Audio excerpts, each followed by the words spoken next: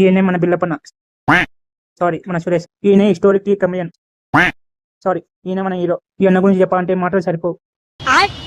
ఈ అన్న గురించి క్లియర్గా అర్థం కావాలంటే వీడియోస్ చూడాల్సిందే. ఇంకెందుకు ఆలస్యం, చూసేయండి.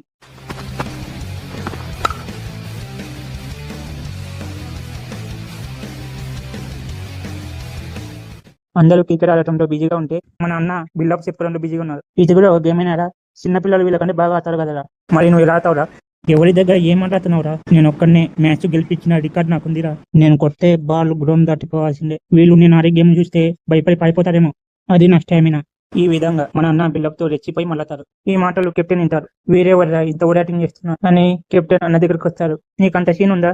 అయితే నెక్స్ట్ నువ్వే ఆరు. బాల్ నీ గ్రౌండ్ దాటిస్తా అన్నావు కదా, అంత దమ్ము ఉంటే ఆరు చూపించు. అనవసరంగా నాతో ఛాలెంజ్ చేశాడు, నేనేంటో మీకు చూపిస్తా అని మన అన్న ఛాలెంజ్ ఒప్పుకుంటారు. ఓయమ్మా చానా చిన్న సెకల్ లేవురా.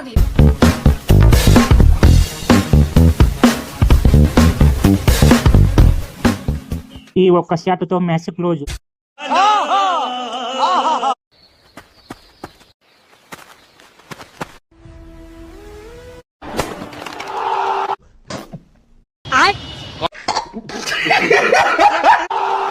అన్న బాలుని లేపలేకపోయారు కానీ వికెట్లను లేపారు.